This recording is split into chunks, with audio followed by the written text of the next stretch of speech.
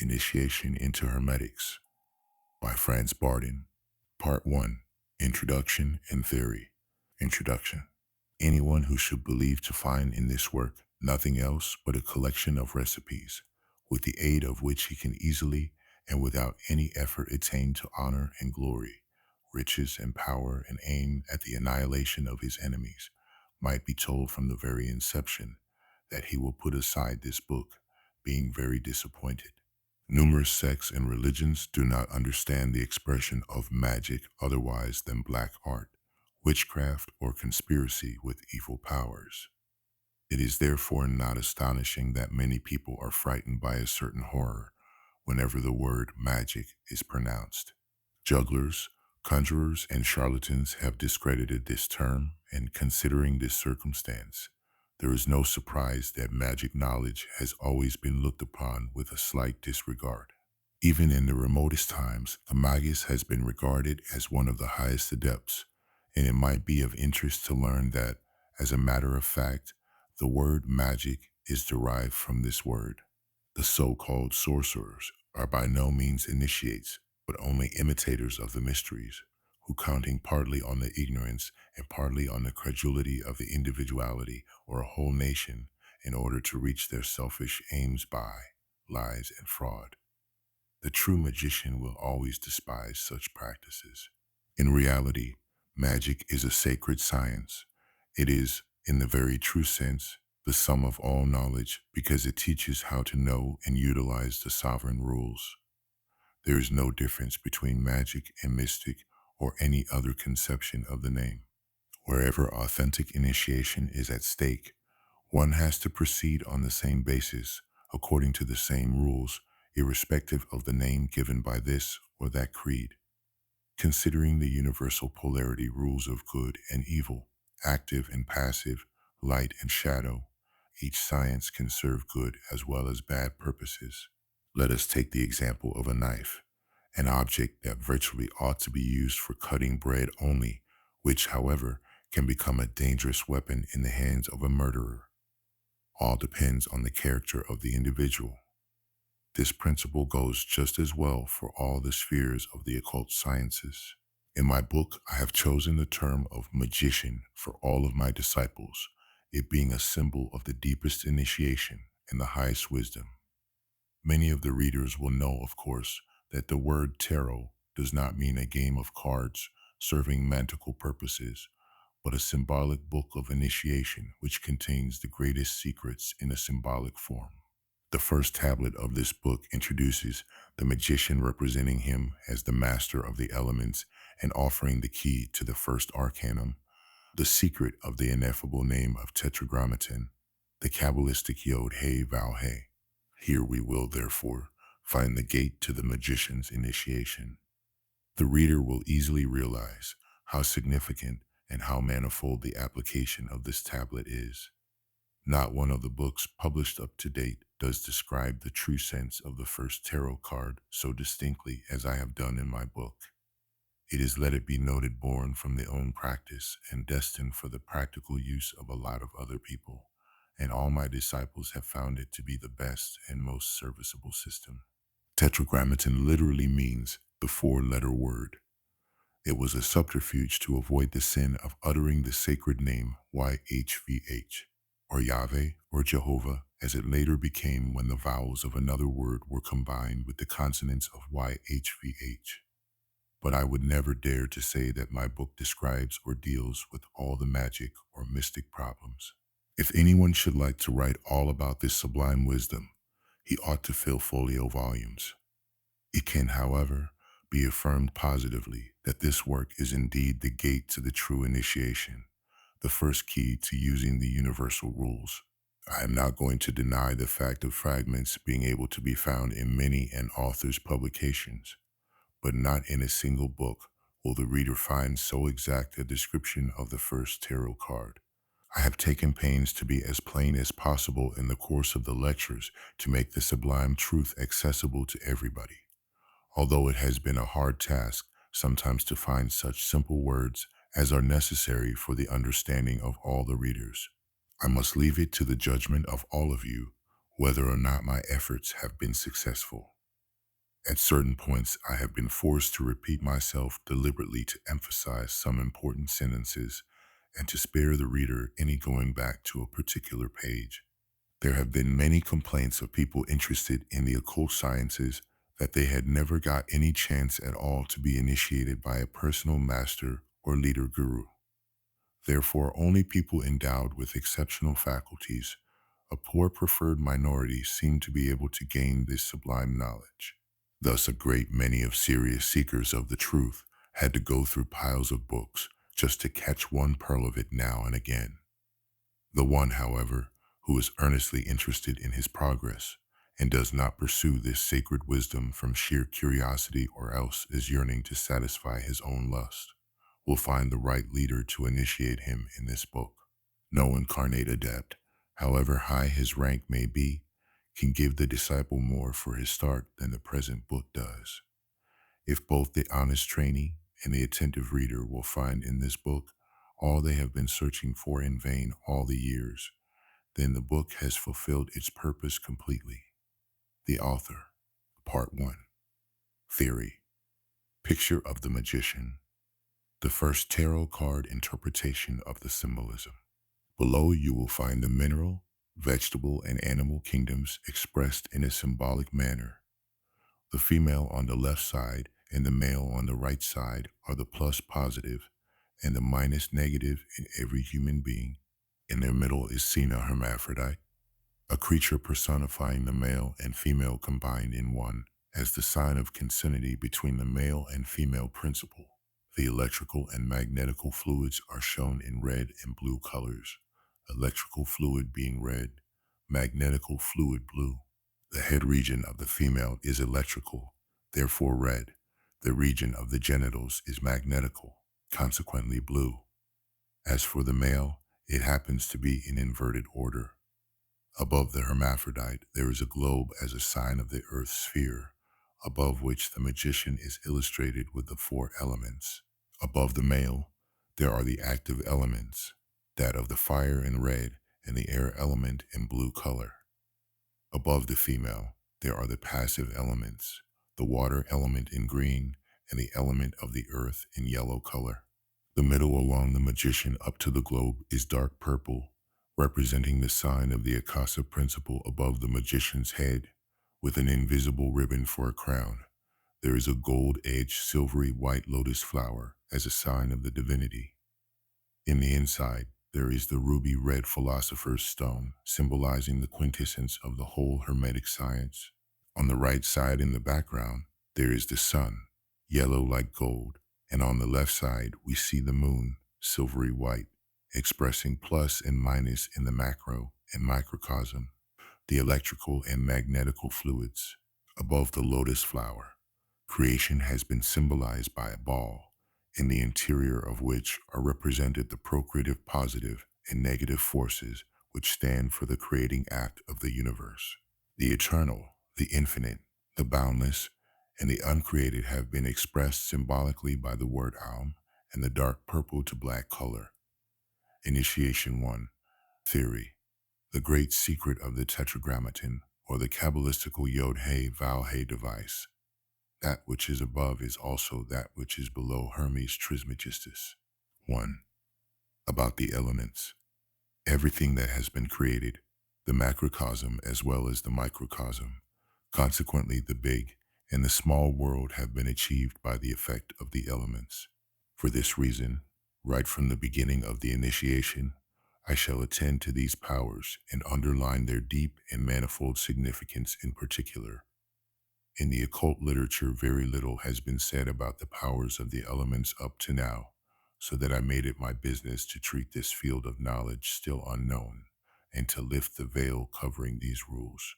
It is absolutely not very easy to enlighten the uninitiated so that they are not only fully informed about the existence and the activity of the elements, but will be able to work with these powers in the future practically. The whole universe is similar to a clockwork with all its wheels enmeshed and interdependent from each other. Even the idea of the Godhead as the highest comprehensible entity may be divided in aspects analogous to the elements. Details about it are found in the chapter concerning the God idea. In the oldest Oriental scriptures, the elements are designated as tatwas.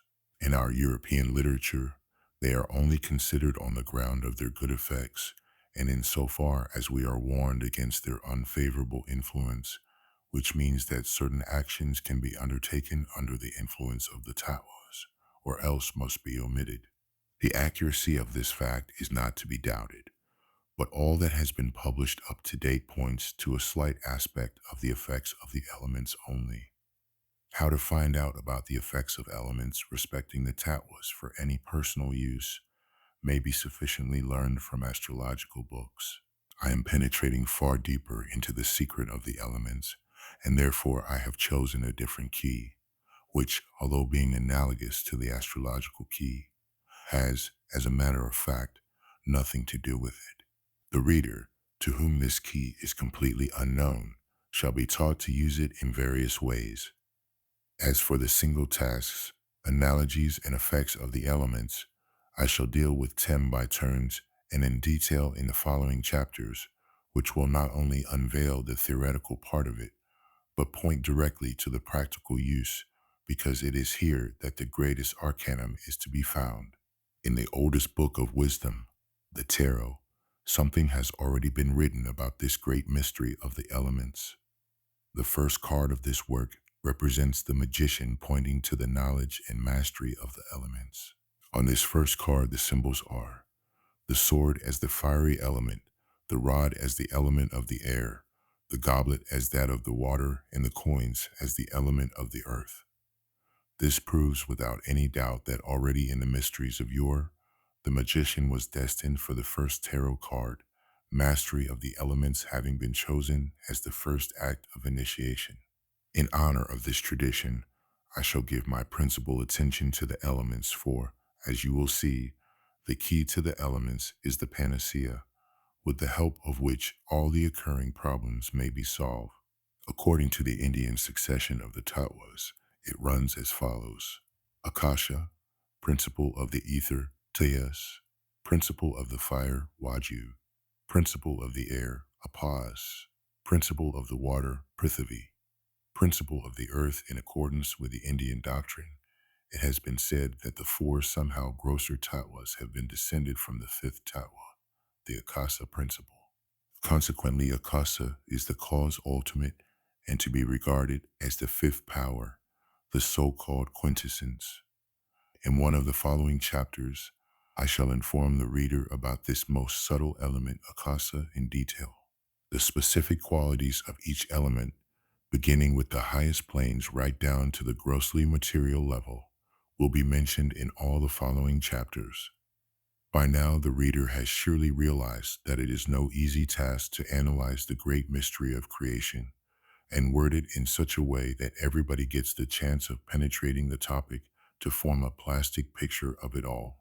The analysis of the elements will also be discussed, and the great practical value of them underlined, so that every scientist, whether he be a chemist, a physician, a magnetizer, an occultist, a magician, a mystic, a Kabbalist, or a yogi, etc., can derive his practical benefit from it.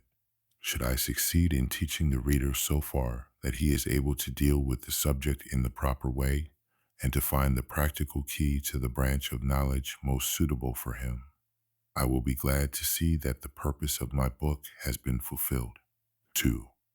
The principle of fire. As it has been said before, Akasa, or the etheric principle, is the cause of the origin of the elements. According to the Oriental scriptures, the first element born from Akasa is believed to be Tejas, the principle of fire. This element, as well as all the others, manifest their influence not only in our roughly material plane, but also in everything created. The basic qualities of the fiery principle are heat and expansion. In the beginning of all things created, therefore, must have been fire and light, and in the Bible we read, Fiat lux, there shall be light. The origin of the light, of course, is to be sought in the fire. Each element, and therefore that of fire too, has two polarities, that is, the active and the passive one, which means positive plus and negative minus. Plus will always signify the constructive, the creative, the productive sources, whereas minus stands for all that is destructive or dissecting. There are always two basic qualities, which must be clearly distinguished in each element. Religions have always imputed the good to the active and the evil to the passive side. But fundamentally spoken, there are no such things as good or bad. They are nothing but human conceptions. In the universe, there is neither good nor evil, because everything has been created according to immutable rules, wherein the divine principle is reflected, and only by knowing these rules shall we be able to come near to the divinity. As mentioned before, the fiery principle owns the expansion, which I shall call electrical fluid for the sake of better comprehension. This definition does not just point to the roughly material electricity in spite of its having a certain analogy to it. Everyone will realize at once, of course, that the quality of expansion is identical with extinction. This elementary principle of fire is latent and active in all things created, as a matter of fact, in the whole universe, beginning from the tiniest grain of sand to the most sublime substance, visible or invisible. 3. The principle of water. In the previous chapter, we have studied the origin and the qualities of the positive element of fire. In this chapter, I am going to describe the opposite principle, the water. It is also derived from akasa, the etheric principle, but in comparison with fire, it has quite contrasting qualities. These basic qualities are coldness and shrinkage. The point in question are also two poles, the active one being constructive, life-giving, nourishing, and protective, whereas the negative pole, similar to the one of fire, is destructive, dissecting, fermenting, and dividing. As this element owns the basic quality of shrinking and contraction, it has produced the magnetic fluid. Fire as well as water are operating in all regions. According to the rules of creation, the fiery principle would not be able to exist all by itself if it did not conceal inside as opposite pole the principle of water. These two elements, fire and water, are the basic elements with the help of which all has been created. In consequence of these facts, we have everywhere to reckon on two main elements. Moreover, with the electrical and magnetical fluids which represent the contrasting polarities. 4. The principle of air. Another element derived from akasa is that of air. Initiated people do not regard this principle as a real element, but they will grant it the role of a mediator between the fiery and the watery principles, so that the principle of air will, in a certain way, establish the neutral equilibrium, acting as a medium between the active and the passive activities of water and of fire. Through the interaction of the active and passive elements of fire and water, the whole created life has become motion. In its mediatorship, the principle of air has assumed the quality of warmth from the fire and that of humidity from the water. Without these two qualities, any life would be inconceivable. These two qualities will also grant two polarities to the airy principle, which means in the positive outcome, the life-giving polarity, and in the negative aspect, the destructive polarity. In addition to that, let me say that the mentioned elements are not to be regarded as ordinary fire, water, and air, which would solely represent aspects of the grossly material plane, but in this case, universal qualities of all elements are concerned. 5. The principle of earth. It has been said of the principle of air that it does not represent an element proper, and this affirmation goes for the principle of earth likewise. Now this means that out of the interaction of the three foresaid elements, the earthy principle has been born as the last element, which by its specific quality, the solidification involves all the three elements. It is this quality in particular which has given a concrete shape to the three aforesaid elements. But at the same time, the action of the three elements has been limited with the result of space, measure, weight, and time having been born. The reciprocal action of the three elements together with that of the earth thus has become tetrapolar, so that the earthy principle may be labeled now as a four-pole magnet. The fluid in the polarity of the earthy element is electromagnetic. All the life created can therefore be explained by the fact that all elements are active in the fourth, that is, the earth element. Through realization in this element came out the fiat, it shall be. Details concerning the specific influences of the elements in the various spheres and kingdoms, such as the kingdoms of nature, of animals, and of human beings, will be found in the following chapters. The main point is that the reader gets a general impression about the workshop and the effect of the elemental principles in the entire universe. 6. The light. Light is established on the principle of fire. Light without fire is unconceivable, and for this particular reason, it is an aspect of the fire. Each fiery element can be converted into light, and the other way around. Therefore, light involves all the specific qualities such as shining, penetrating, expanding. The opposite of light is darkness, which has come out of the principle of water. Darkness has the contrasting specific qualities of the light. Without darkness, light would not only remain quite unrecognizable, but without darkness, there would never be any light at all. Evidently, light and darkness must have been produced by the mutual play of two elements, consequently those of fire and water. Light in its outcome, therefore, has the positive quality, whereas darkness has the negative one. This interplay evidently is working in all regions. 7. Akasa, or the ethereal principle. Several times while describing the elements, I have said that they proceed from the ethereal principle. Accordingly, the ethereal principle is the ultimate, the supreme, the most powerful thing, something inconceivable, the ultimate cause of all things existing and created. To put it in a nutshell, it is the causal sphere. Therefore, Akasa is spaceless and timeless. It is the non-created, the incomprehensible, the indefinable. The various religions have given it the name of God. It is the fifth power, the original power. Everything has been created by it and is kept in balance by it. It is the origin and the purity of all thoughts and intentions. It is the causal world wherein the whole creation is subsisting on, beginning from the highest spheres down to the lowest ones. It is the quintessence of the alchemists. It is all in all. 8. Karma. An immutable law, which has its aspect just in the Akasa principle, is the law of cause and effect. Each cause sets free a corresponding effect. This law works everywhere as the most sublime rule. Consequently, every deed proceeds from a cause or is followed by any result. Therefore, we should not only accept karma as a rule for our good actions, as the Oriental philosophy puts it, but its signification reaches farther and is a very deep one. Instinctively, all men have the feeling that something good can bring good results only, and again, all the evil must end up with evil, or in the words of a proverb, whatsoever a man sows, that shall he reap. Everybody is bound to know this law and to respect it.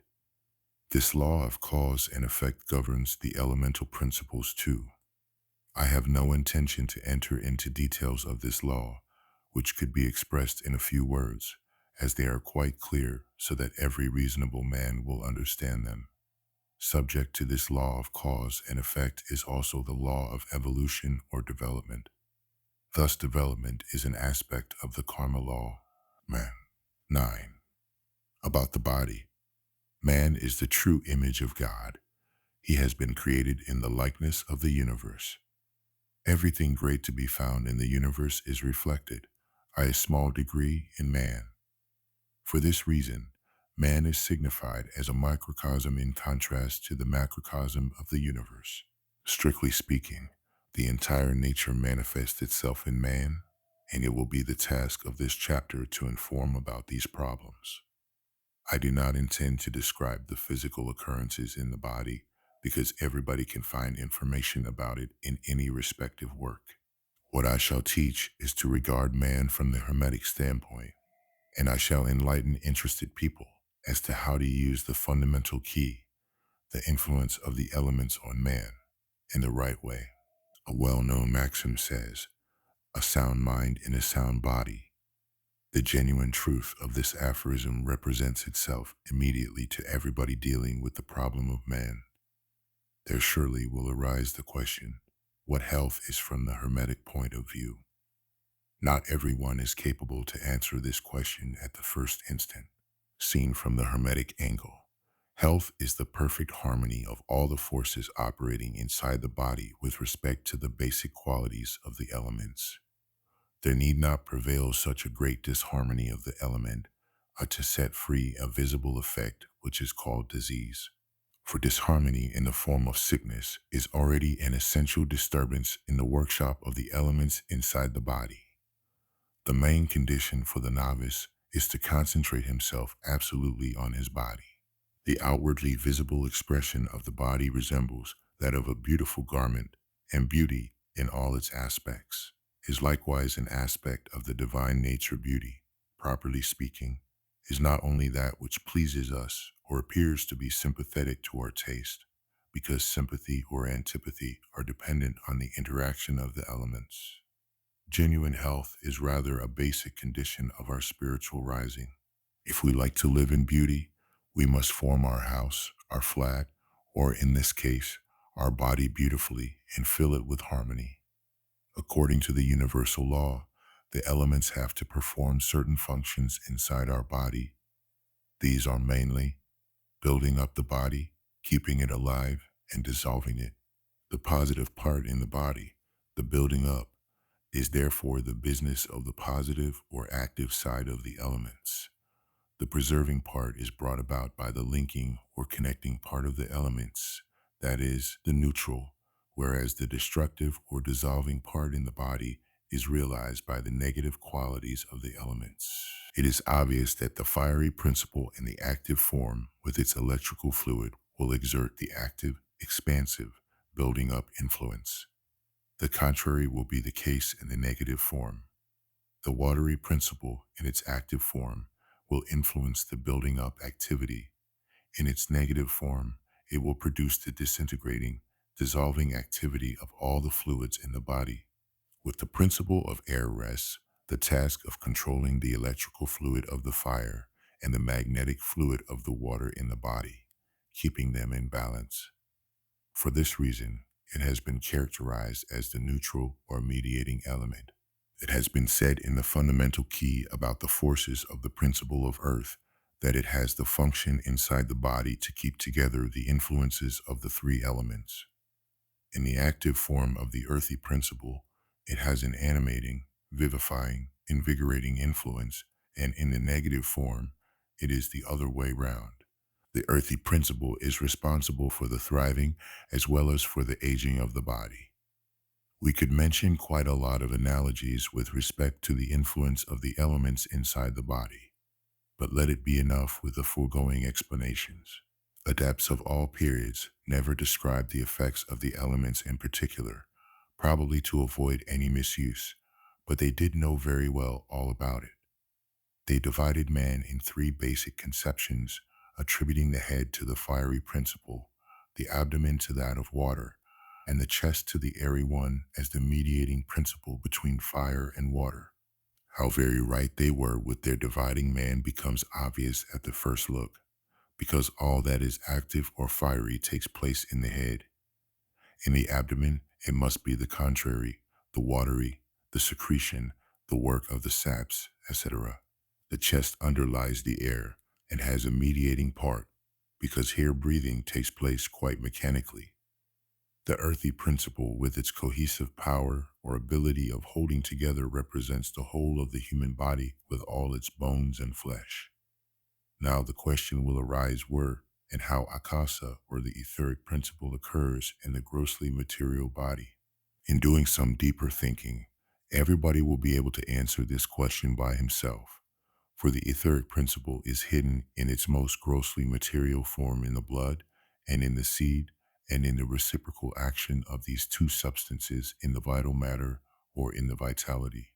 As we have learned, the fiery element produces the electrical and the water element the magnetic fluid. Each of these fluids has two pole radiations, an active and a passive one, and the mutual influences and interactions of all the radiations of the four poles resemble a tetrapolar magnet, which is identical to the secret of the tetragrammaton, the Yod-He-Vav-He of the Kabbalists.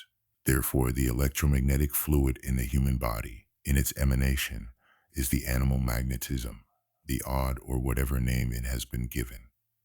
The right side of the human body is active electric, provided that the individual be right-handed. The left side is passive magnetic. As for the left-handed person, the contrary will take place. The emanative power of this electromagnetic fluid is dependent on the capacitance, that is, the intensity of action of the elements inside the body. The more harmoniously this action of the elements is going on in the body, all the stronger and purer this emanation will be. With the help of certain exercises, as well as by a correct attitude and an exact observance of these rules, the capacitance, strength, and influence of this electromagnetic fluid or odd can be increased or diminished according to whatever necessity requires. The way of doing it will exhaustively be illustrated in the practical part of the present work. The electrical as well as the magnetical fluid in the human body have nothing to do with the kind of electricity or magnetism we know, although a certain analogy exists. This law of analogy is a very important factor in the Hermetic science, and the knowledge of it enables the adept to perform great miracles with the aid of this key. The food contains the elements mingled with each other. The result of taking in food is a chemical process by which the elements are preserved in our body. From the medical point of view, the taking in of any kind of food, together with the breathing, causes a process of combustion. The Hermetist sees far more in this process than just a simple chemical event. He regards this combustion as the mutual dissolving of food, just like the fire is kept burning by fuel. Therefore, the whole life depends on the continuous supply of fuel, that is, the food and the breathing. To supply every element with the necessary preserving substances, a mixed food is advisable, which contains the fundamental materials of the elements. If we were to restrict our whole life to a one-sided kind of food only, our body would, without any doubt, fall ill, meaning that such a kind of food would produce a disharmony in the body. By the disintegration of air and food, the elements are provided with the supporting substances, and in this way their activity is maintained. Such is man's natural mode of life. If an element is missing, as it were, the fuel, all the functions depending on it are immediately affected. If, for example, the fiery element in the body works excessively, we feel thirsty, the air element makes us feel hungry, the element of water causes a feeling of cold, and the earthy element produces tiredness. On the other hand, every oversaturation of the elements causes reinforced effects in the body. A surplus of the fiery element creates a yearning for movement and activity. If this be the case with the watery element, the secretive process will be stronger. Any oversaturation of the airy element indicates that we must be moderate in taking food at all. An oversaturation of the earth element affects the aspects of sexual life, which must not necessarily find expression in the sexual instinct in the fleshly sense. It is quite possible, and this will especially occur in the case of elderly people, that they will feel a longing for increased activity and for productive agility. In their active and passive polarity, the electric and the magnetic fluids have the task of forming acid combinations in all the organic and inorganic bodies, from the chemical point of view, eventually from the alchemistic standpoint too.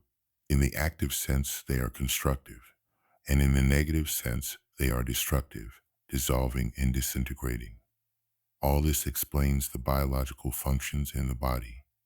The final result is the circulation of life, which is brought into existence, thrives, ripens, and fades away. This is the sense of evolution of all things created. Diet. A reasonable line of life maintains the harmony of the elements in the body As soon as a disharmony in the effect of elements becomes manifest, the elements being extant in a weakened or a prevailing way, special measures have to be taken as far as food is concerned to carry the elements back to their normal course, or at least to influence them favorably in this respect. Therefore, the most varying diets are prescribed for specific cases. In times long past, numerous observations led men to this opinion, of which they ignored the exact reason. If the disturbance of the elements is such as to render visible this disharmony, it is no longer solely a disharmony, but we have to deal with an illness. This will mean that more drastic remedies will be necessary to reestablish the indispensable harmony, providing we desire to bring the body back to its normal function and complete recovery. All the curing methods known up to this day have been based on this fundament. I desist from particularizing such methods, as most of them are generally known. The natural therapy employs thermic effects such as bathing, poultices, herbs, massages, etc. The allopathist utilizes concentrated medicines, which are causing the effects corresponding to the elements and destined to repair health. The homeopathist brings to life the contrasting element according to the device similia similibus curantur, to achieve the balance of all that is in danger in conformity with the polarity laws. The electro-homeopathist, by use of his remedies, influences the electrical and magnetical fluids directly to balance the disorderly elements according to the kind of illness by a suitable reinforcement of these fluids. And so each curing method serves the purpose of restoring the disturbed equipoise of the elements. By studying these influences of the elements on our body, the magnetopath or magnetizer has far more possibilities of influencing the body through his powers, especially if he is capable to awake the electrical or magnetical fluid consciously in himself, increasing and transferring it into the part of the body that has come into disharmony. I have dedicated a special heading of this book to the practical side of this treatment. So far, the total functions of the body have been stated in detail, but each part of the body is also, in analogy with the effect of the elements in the body, influenced by a specific element, which finds its expression in the polarity of the responsive part of the body. It happens to be a very interesting fact that in the workshop, respectively in the clockwork or mechanism, which is to say in the human organism, some organs, from the inside to the outside, reciprocally own the electrical fluid, and from the outside to the inside, they possess the magnetical fluid, which affects the functions in the entire organism in an analogous and harmonious way. In other organs, the reverse process takes place. The electrical fluid operating from the outside to the inside, the magnetical one from the inside to the outside.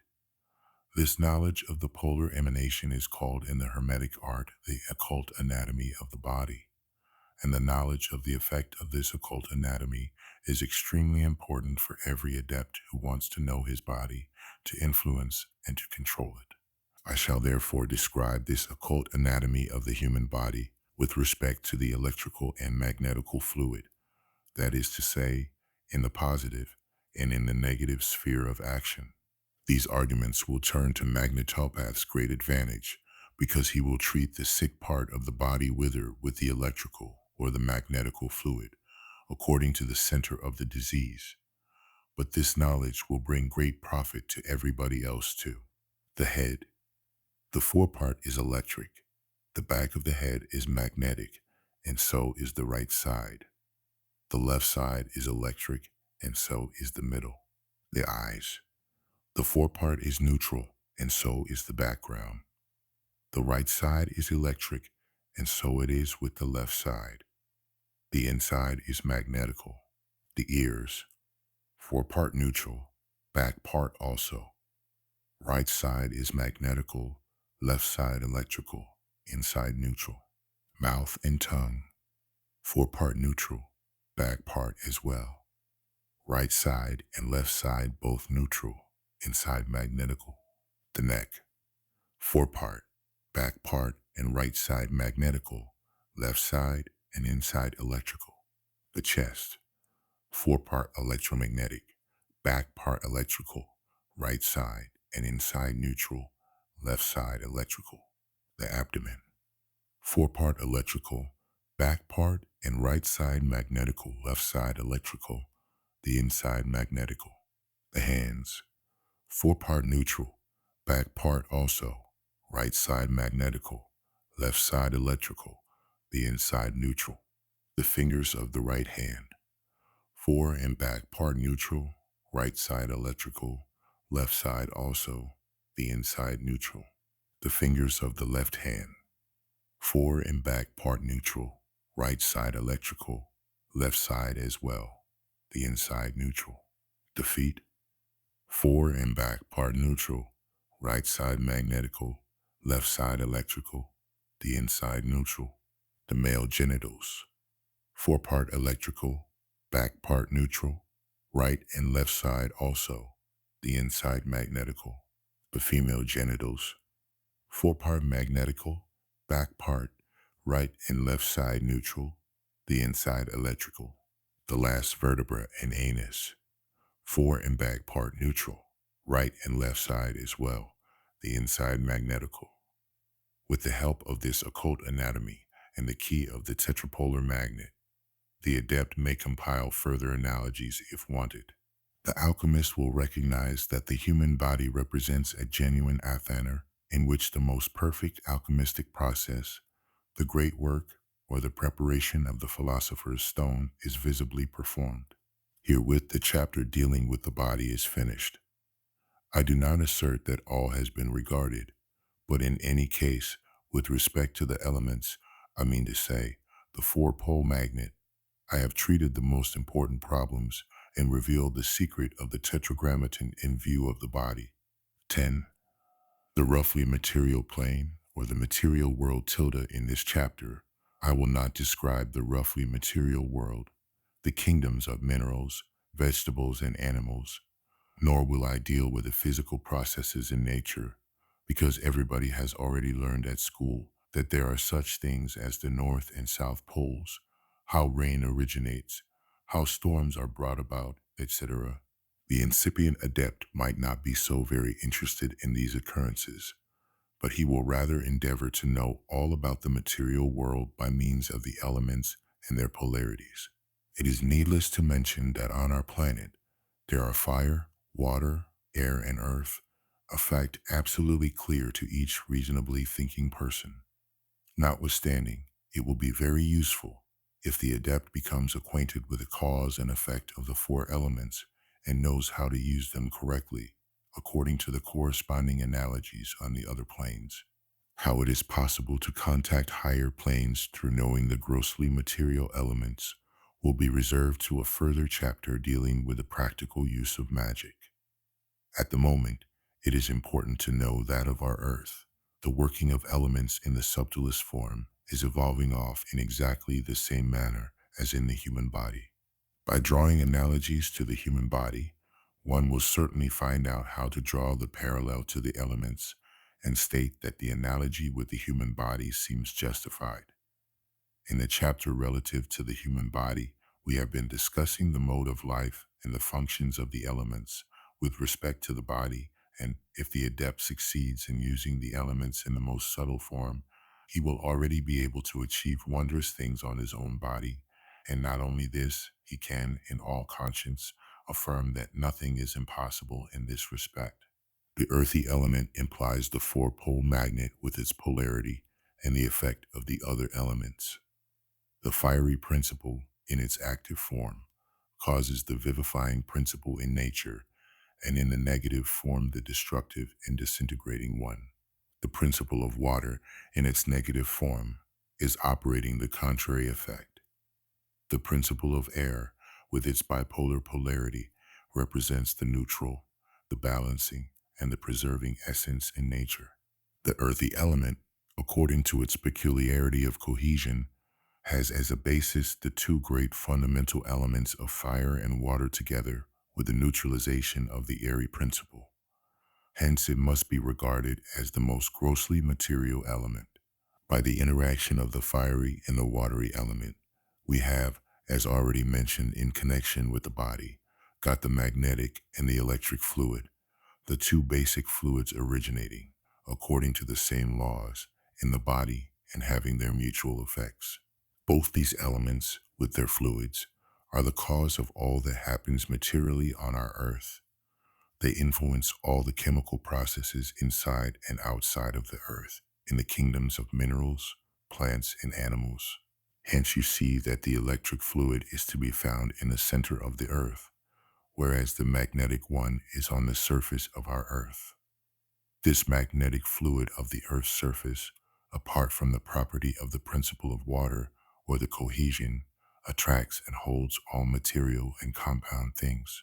According to the specific properties of a body, which depend on the composition of the elements, each object, with respect to the electric fluid, owns certain emanations, the so-called electronic vibrations that are attracted by the general magnetic fluid of the entire material world. This attraction is called the weight.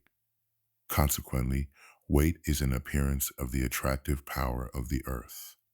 The well-known attractive power of iron and nickel is a little example respecting an imitation of that which is happening in a big measure on our whole earth.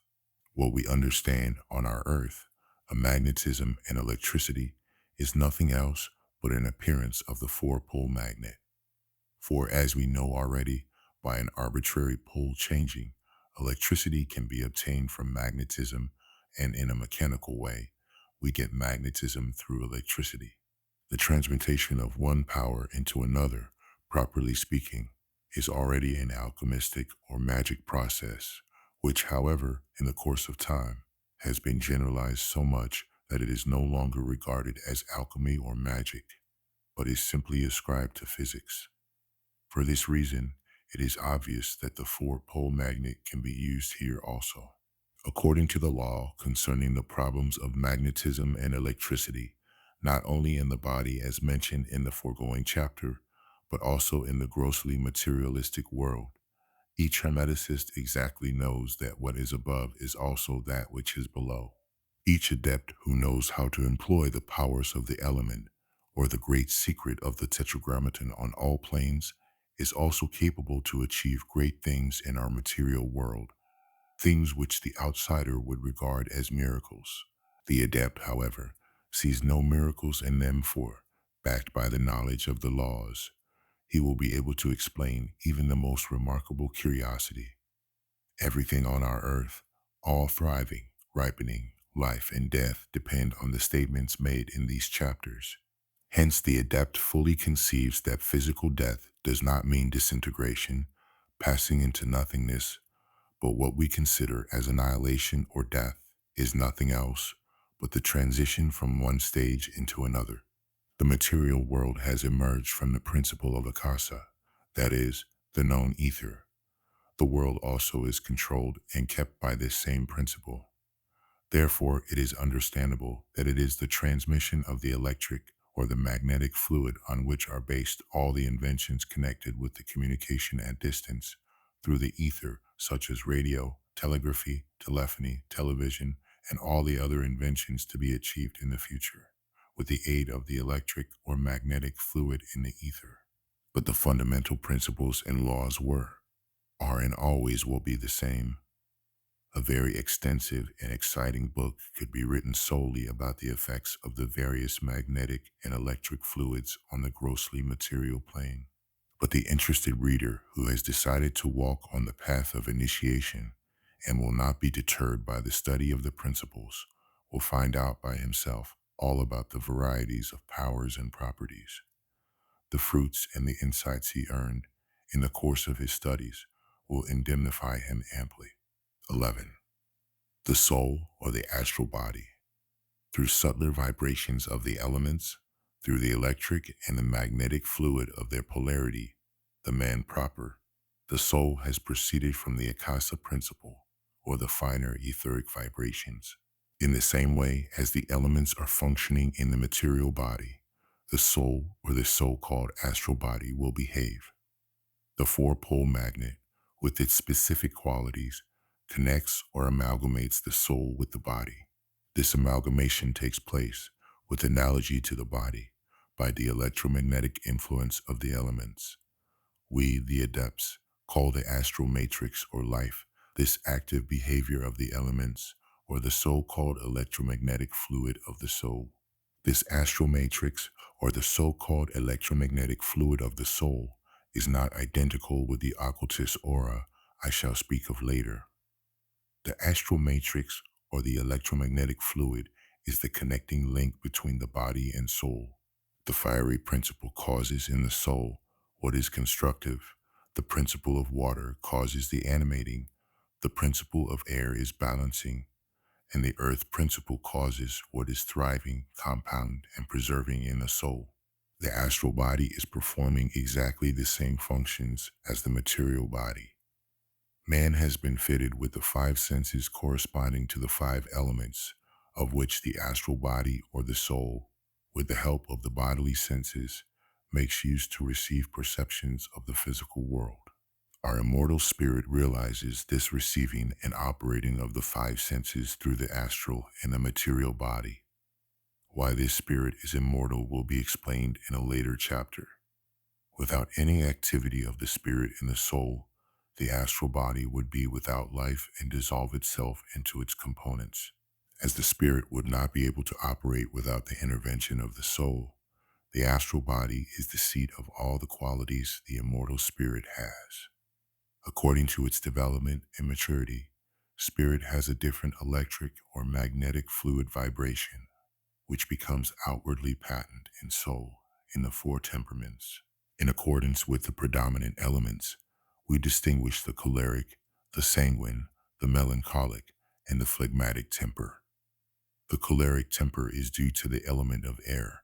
The sanguine temper is due to the element of air. The melancholic temper is born from the water element, and the phlegmatic one is ascribed to the earthy element. The strength and vibration of the respective element corresponds in the various properties to the strength, vigor, and expansion of the respective fluid vibrations.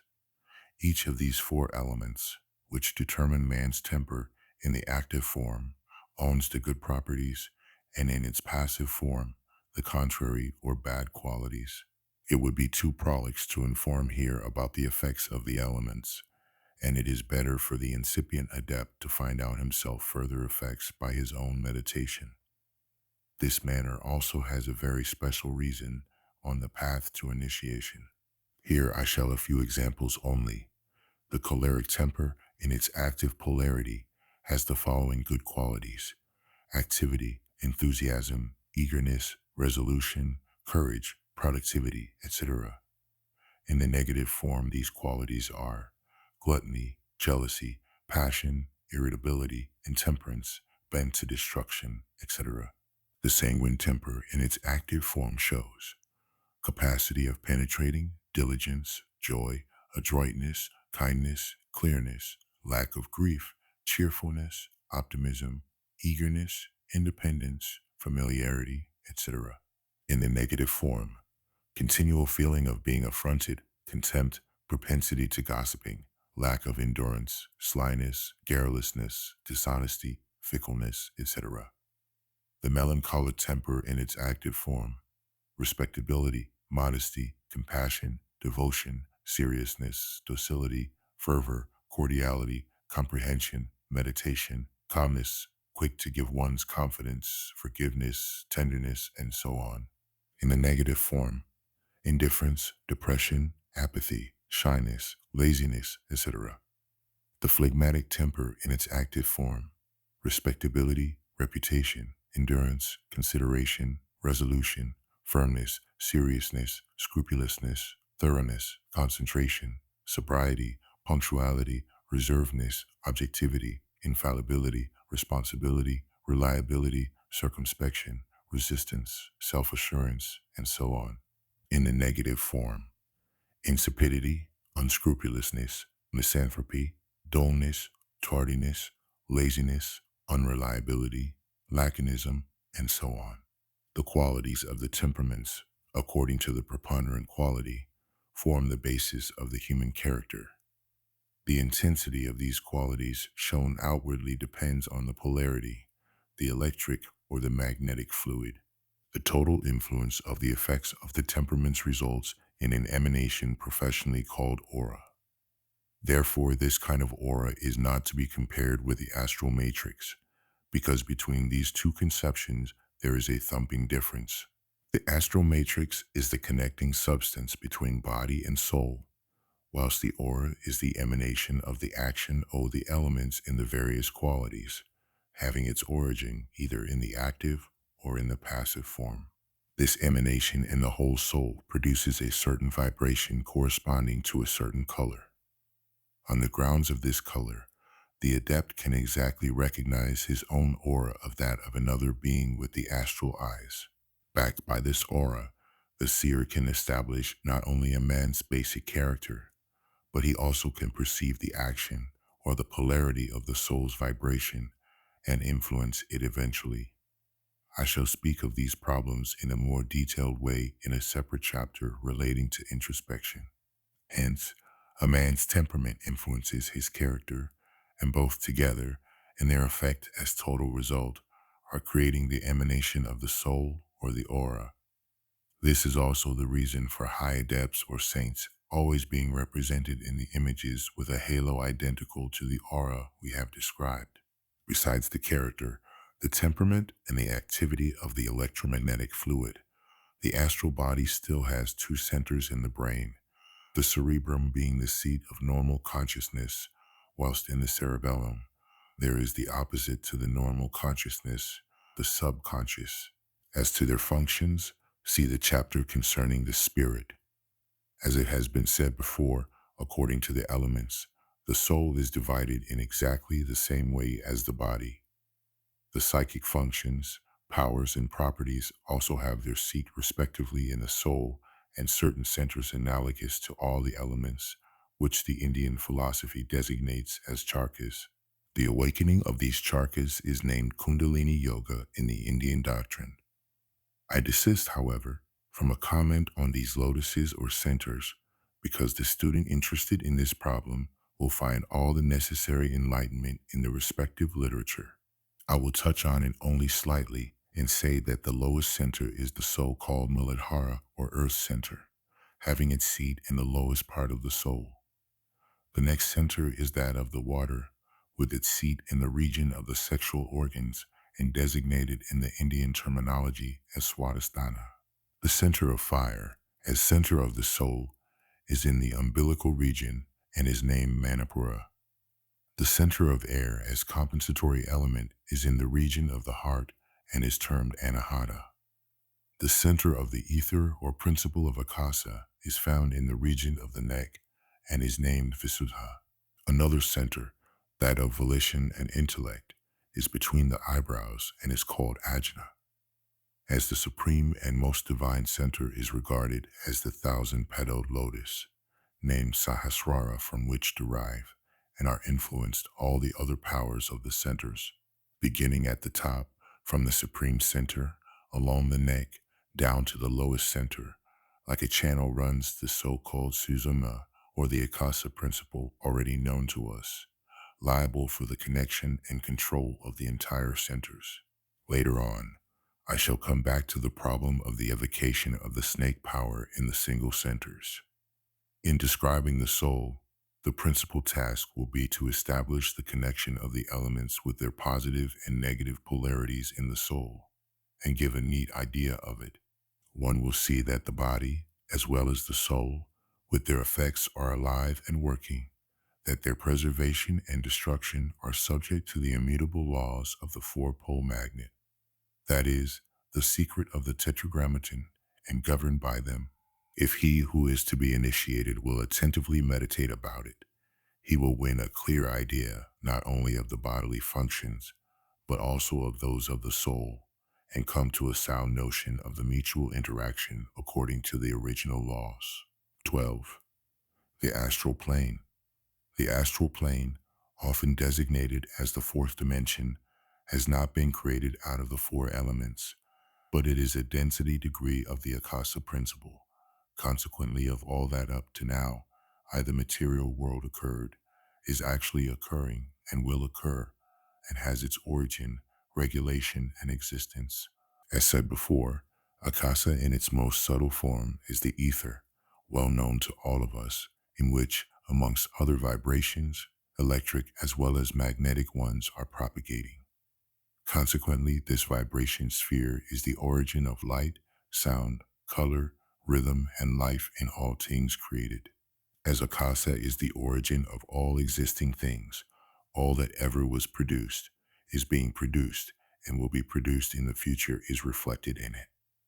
Therefore, in the astral plane, there is to be seen an emanation of the eternal, having neither a beginning nor an end, as it is timeless and spaceless. The adept who sees his way about this plane may find everything here, no matter if the point in question be in the past, the present, or the future. How far this perception will reach depends on the degree of his perfection. Occultists and spiritualists in most of religions name the astral plane the world beyond. However, the adept knows very well that there is no such thing as hence and beyond, and feels no fear of death, which concept is quite strange to him.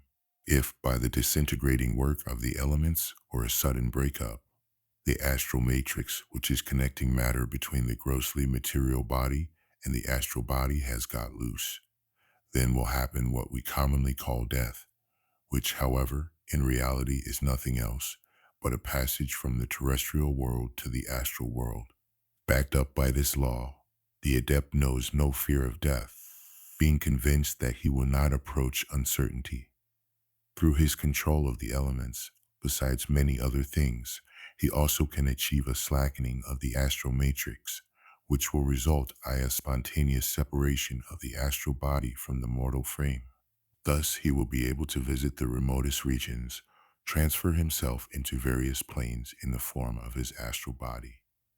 This is the positive explanation of so many tales in which saints have been seen at the same time in different places, and even have been working there.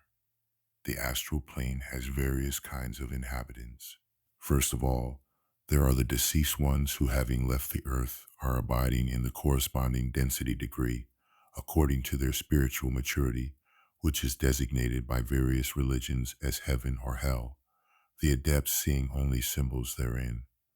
The nobler, purer, and the more perfect an entity happens to be, all the purer and finer will be the density degree of the inhabited astral plane.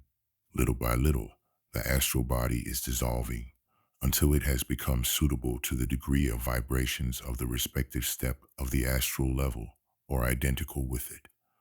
As you see, this identification depends on the maturity and the spiritual perfection the entity concerned achieved on this earth. Besides, the astral plane is inhabited by many other beings, of which I am mentioning only some species here. There are the so-called elementaries, entities with one or only very few qualities, according to the dominant vibrations of the elements.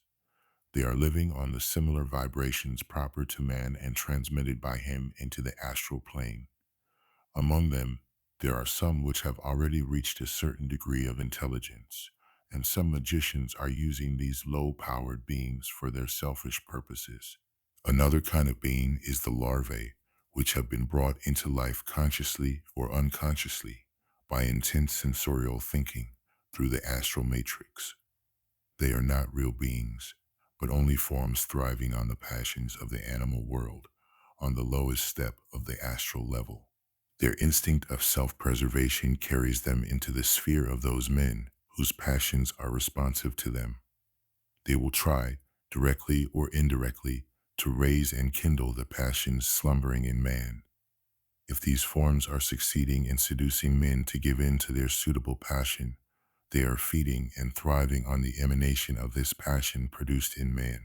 Man laden with many passions will attract a host of such larvae in the lowest sphere of his astral plane. A great fight takes place, and in the problem of magic, this fact plays an important role. More about it is to be found in the chapter dealing with introspection. There are also other elementaries and larvae which can be produced in the artificial magic way. As to further details, see the practical part of this book. Another kind of being the adept often has to deal with in the astral plane must not be overlooked, namely the beings of the four pure elements. In the element of fire, Their name is salamander. In the air element, they are the sylphs. In the water element, they are called mermaids or undines. And in the element of earth, there are the gnomes or goblins. These beings represent, as it were, the connection between the astral plane and the earthly elements. How to establish the connection with these beings, how to control them, what can be achieved with their help. All will be reserved to the practical part of the present book, to which I shall dedicate the special chapter, Magic of the Elements. Furthermore, there is a host of other beings such as satyrs, wood maidens, water goblins, etc., who could be specified. Even if all this sounds like a fairy tale, on the astral plane, the previously described beings are the very same realities as all the other earthly beings. The adept's clairvoyant eyes can see all of them, if he desires so, and is able to establish the connection with them, so excluding any doubt of the existence of these beings right from the beginning. That is why the adept has to first and learn to examine, before being able to judge. 13. The Spirit. It has been said before that the spirit of man has been created in the image of God and consists of body, soul, and spirit. The preceding chapters have made it evident that body and soul serve only as a veil or garment for the spirit. The spirit is the immortal part and the image of God. It is not easy to define something divine, immortal, imperishable, and to put it into the correct terms. But here, as well as with any other problems, the key of the four-pole magnet will be a great help for us. From the supreme prototype Akasa, the original source of all beings, has proceeded the spirit, the spiritual ego with the four specific elemental qualities proper to the immortal spirit, which was created in God's image. The fiery principle, the impulsive part, means the will volition. The airy principle shows up in the intellect mind, the watery principle respectively in the life and the feeling, and the earthy principle is representing the union of all the three elements in the consciousness of the ego. All the other qualities of the spirit are based upon these four original principles. The typical part of the fifth, say the etheric principle Akasa, manifests itself in the highest aspect, in the faith, and in the lowest form, in the instinct of self-preservation. Each of these mentioned four elemental principles has many other aspects corresponding to the law of analogy of the polarity or the positive and negative elements. All of them together form the ego or the spirit. For this reason, we can make the fiery principle responsible for strength, power, and passion. Memory, power of discrimination and judgment are ascribed to the air principle, conscience and intuition to the principle of water, egotism and the instincts of self-preservation and propagation to the earthy part of the spirit. It would be too long to quote all the properties of the spirit with regard to the elements. The incipient adept can enlarge these qualities by serious studies and deep meditation with respect to the analogous laws of the four-pole magnet. This happens to be a very meritorious work which never ought to be neglected because it will lead to great success and secure results. These three chapters relating to body, soul, and spirit have represented man in his most perfect form. By now, the disciple ought to have realized how very important it is to know one's own microcosm for the initiation, and especially for the magic and the mystic practice, as a matter of fact, for the whole of the secrets. Most of the authors, from sheer ignorance or for other cogent reasons, have omitted this extremely important part, the foundation. 14. The mental plane. As the body as its earthly plane, and the astral body, where the soul owns the astral plane, the spirit too has its own plane, the so-called mental plane or mental sphere.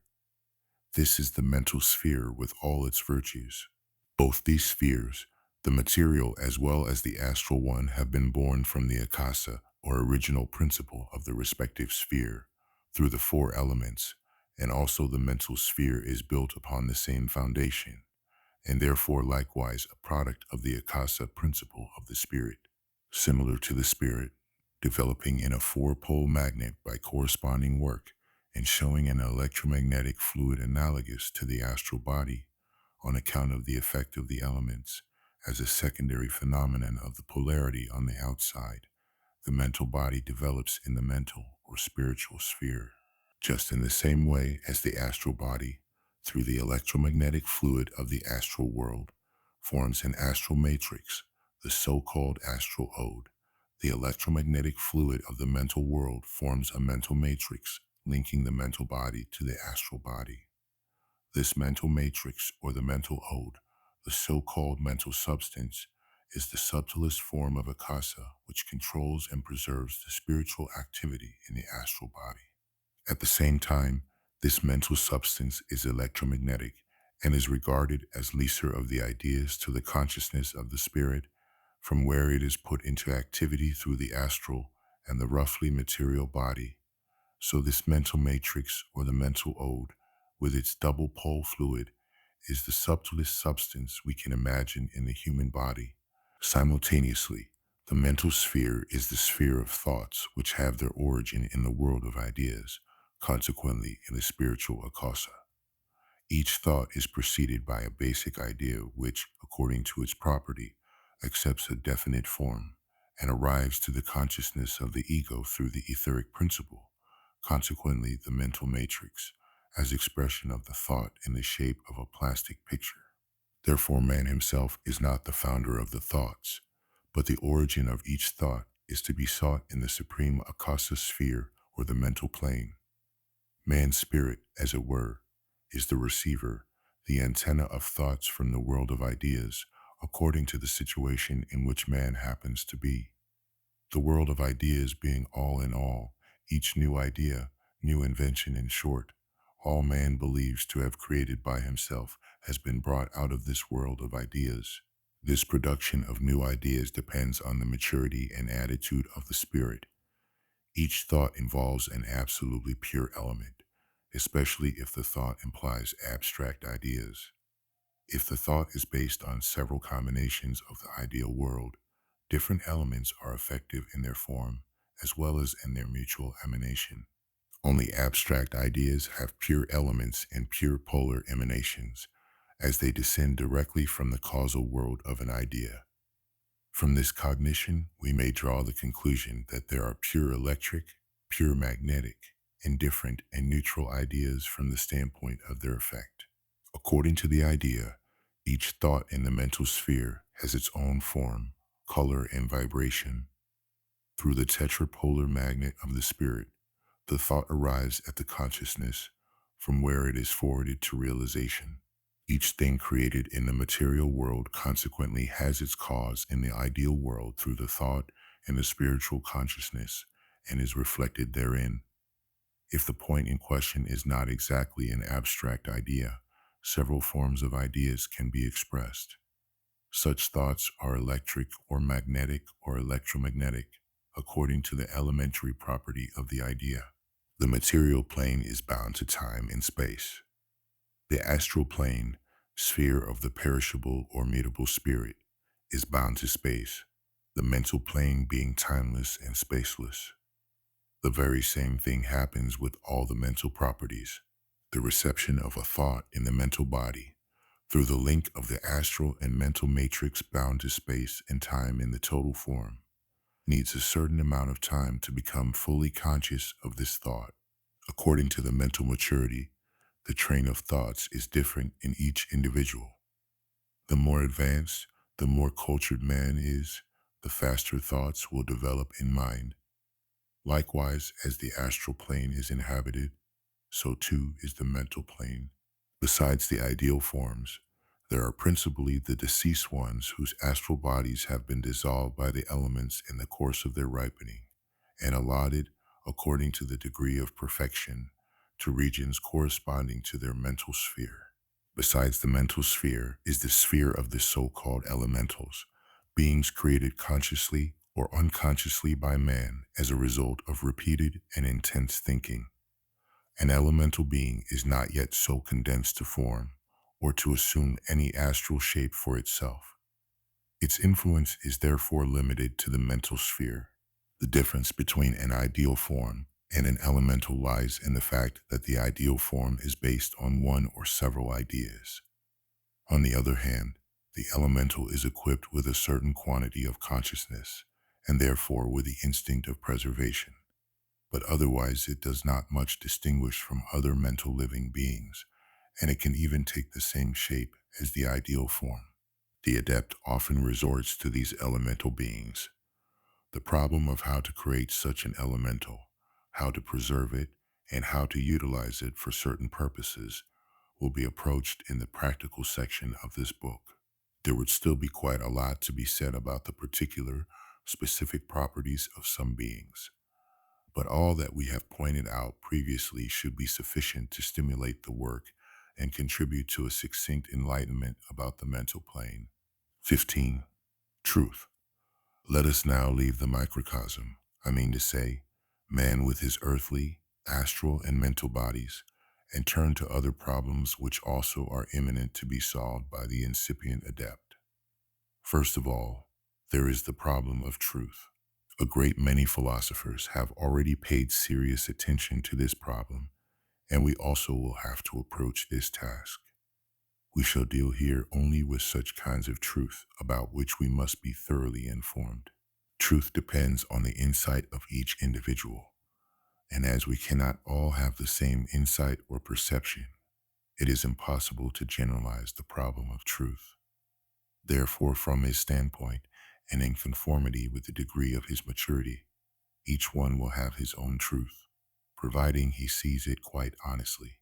Only he who knows and masters the absolute laws of the microcosm and the macrocosm is entitled to speak of an absolute truth. Certain aspects of the absolute truth will be surely acknowledged by everyone. Nobody, indeed, will doubt that there is life, volition, memory, and intellect, and will refrain from arguing about these facts. No sincere adept will impose his truth to anyone who is not yet ripe for it. The person concerned would do nothing else but regard it again from his own standpoint. Therefore, it would be useless to argue with non-professionals on higher kinds of truth, except people eager to search the heights of truth and beginning to ripen for it. Anything else would be a profanation, and from the magical point of view, absolutely incorrect. At this point, all of us will have to remember the words of the great master of Christianity. Cast not your pearls before swine, lest they trample them under their feet. To truth belongs also the capacity of correctly differentiating among knowledge and wisdom. Knowledge depends, in all domains of the human existence, on the maturity, receptivity, and understanding of the mind, and the memory without regard to whether or not we have been able to enrich our knowledge by reading, transmitting, or other experiences. There is a wide difference between knowledge and wisdom, and it is much easier to win knowledge than wisdom. Wisdom depends, not in the least, on knowledge, although both are identical up to a certain degree. The source of wisdom is in God, that is to say, in the causal principle, the akasa on all planes of the material, astral, and mental worlds. Therefore, wisdom does not depend on mind and memory, but on the maturity, purity, and perfection of the individual personality. Wisdom could also be considered as a developmental stage of the ego. Therefore, insights are not passed on thought the mind, but in this particularly through intuition or inspiration. The degree of wisdom is therefore determined by the state of development of the individual. This will not mean, of course, that we ought to neglect knowledge. On the contrary, knowledge and wisdom must go hand in hand. The adept will therefore endeavor to get on in knowledge as well as in wisdom, for neither of the two must lag behind in development. If knowledge and wisdom keep the same pace in development, the adept is enabled to grasp all the laws of the microcosm and the microcosm, not only from the point of view of wisdom, but also from the intellectual side, that is, in a bipolar way, to perceive and utilize them for his own development. In all the planes, we have already learned how to know one of the numerous laws, the first main key, the secret of the tetragrammaton or the four-pole magnet. Being a universal key, It can be used to solve all problems, all laws, all kinds of truth, in short, everything, provided that the adept knows how to use it properly. As time goes on and his development unfolds, and he is advancing in hermetics, he will be acquainted with many more aspects of this key and be forced to accept it as an unchangeable law. He will no more wander in darkness and uncertainty, but he will carry a torch in his hand, the light of which will penetrate the night of ignorance. This brief summary will suffice for the adept to instruct him how to deal with the problem of truth. 16. Religion. The incipient magician will confess his faith to a universal religion. He will find out that every religion has good points as well as bad ones. He will therefore keep the best of it for himself and ignore the weak points, which does not necessarily mean that he must profess a religion, but he shall express awe to each form of worship, for each religion has its proper principle of God, whether the point in question be Christianity, Buddhism, Islam, or any other kind of religion. Fundamentally, he may be faithful to his own religion, but he will not be satisfied with the official doctrines of his church and will try to penetrate deeper into God's workshop. And such is the purpose of our initiation. According to the universal laws, the magician will form his own point of view about the universe, which henceforth will be his true religion. He will state that, apart from the deficiencies, each defender of religion will endeavor to represent his religion as the best of all. Each religious truth is relative, and the comprehension of it depends on the maturity of the person concerned. Therefore, the adept does not interfere with anybody in this respect, nor will he try to sidetrack anyone from his truth, criticize him, to say nothing of condemning him. At the bottom of his heart, he may feel sorry for fanatics or atheists without showing it outwardly. Let everybody hold on to what he believes and makes him happy and content. Should everybody stick to this maxim, there would be neither hatred nor religious dissensions on this earth. There would be no reason for disputes, and all turns of mind could exist happily side by side. Quite a different thing is if a seeker, dissatisfied by materialism and doctrines, and longing for spiritual support, will ask advice and information of an adept. In such a case, the adept is obliged to supply the seeker with spiritual light and insight according to his mental powers. Then the magician should spare neither time nor pains to communicate his spiritual treasures and lead the seeker to the light. 17. God. Since the remotest times, mankind has always believed in something beyond human understanding, something transcendental that he idolized no matter whether there was question of personified or unpersonified conceptions of God. Anything man was unable to understand or to comprehend was imputed to the powers above, such as his intuitive virtue admitted them. In this way, all the deities of mankind, good and evil ones, demons, have been born. As time went on, gods, angels, demiurges, demons, and ghosts have been worshipped irrespective of their ever having been alive in reality or their having existed only in fancy. With the development of mankind, the idea of God was shrinking, especially at the time when, with the aid of the sciences, phenomena were explained that previously were ascribed to the gods. A lot of books would have to be written if one wished to enter into details of the various ideas of God in the history of the nations. Let us approach the idea of God from a magician's standpoint. To the plain man, the idea of God serves as a support for his spirit, just not to entangle himself in uncertainty or get out of his depth. Therefore, his God always remains something inconceivable, intangible, and incomprehensible to him. It is quite otherwise with the magician who knows his God in all aspects. He holds his God in awe as he knows himself to have been created in its image, consequently to be a part of God.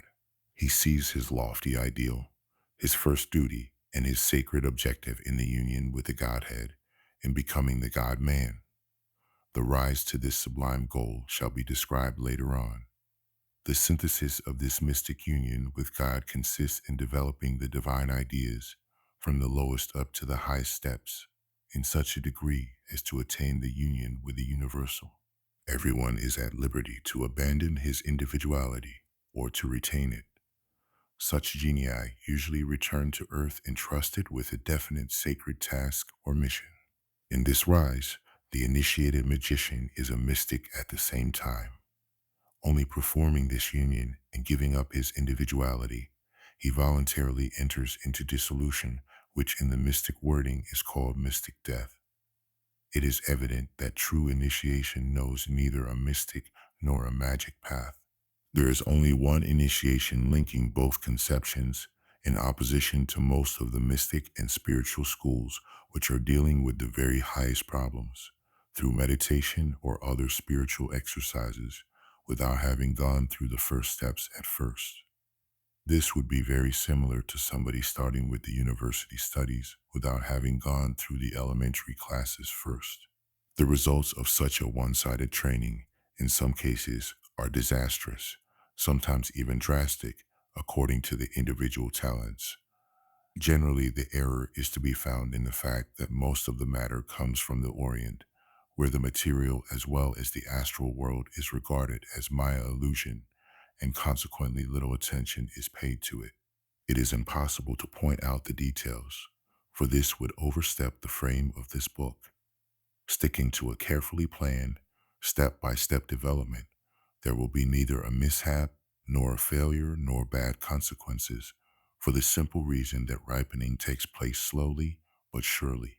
It is quite an individual matter whether the adept will choose as his idea of God, Christ, Buddha, Brahma, Allah, or someone else. All depends on the idea in the initiation. The pure mystic wishes to approach his God only in the all-embracing love.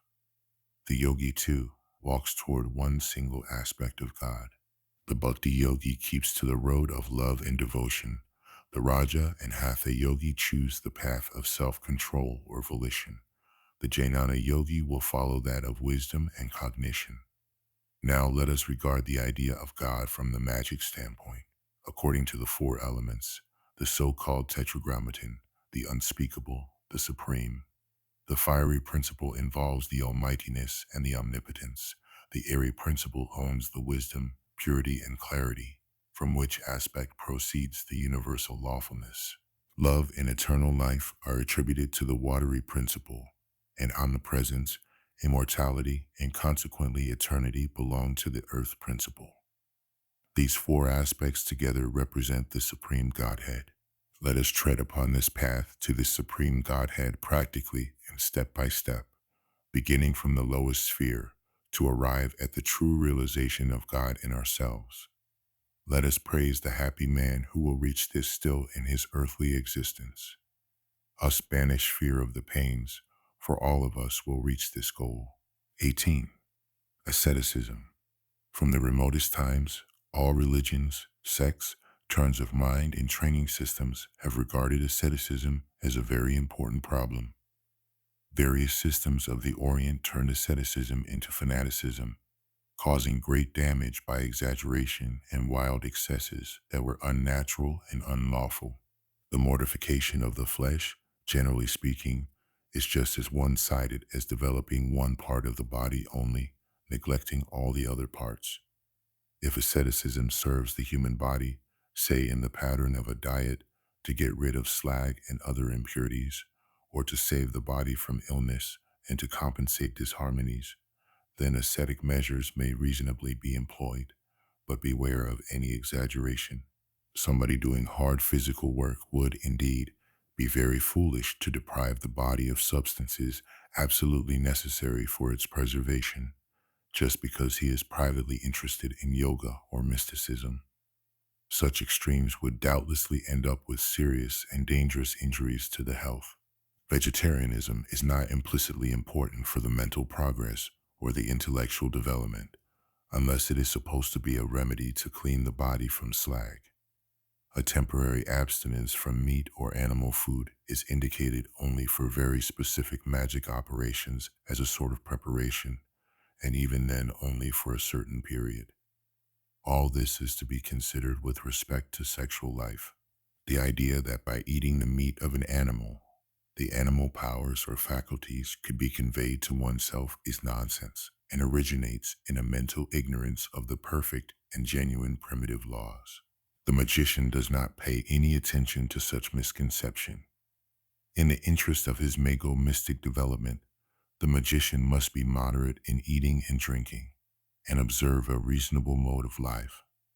It is impossible to fix precise rules or prescriptions, the magic way of life being quite individual. Each and all must know best what agrees or disagrees with them. It is a sacred duty to keep the balance everywhere. There are three kinds of asceticism. 1. Intellectual or mental asceticism. 2. Psychic or astral asceticism. 3. Physical or material asceticism. The first kind has to do with the discipline of thoughts. The second kind is engaged in ennobling the soul through control of passions and instincts. And the third kind is concerned with harmonizing the body through a moderate and natural way of life. Without these three kinds of asceticism, which must be developed at the same time and parallel to each other, a correct magical rise is unthinkable. To avoid any one-sided development, none of the three kinds may be neglected, and none of them may prevail. Further information about how to accomplish this task will be given in the practical training course of this book.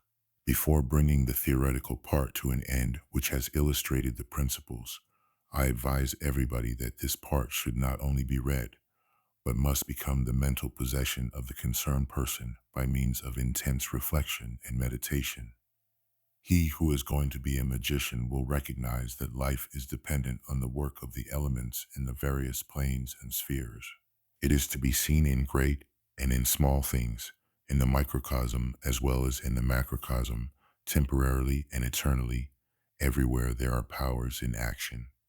Starting from this point of cognition, you will find that there is no death at all in the true sense of the word, but everything goes on living, transmuting, and becoming perfect according to primitive laws.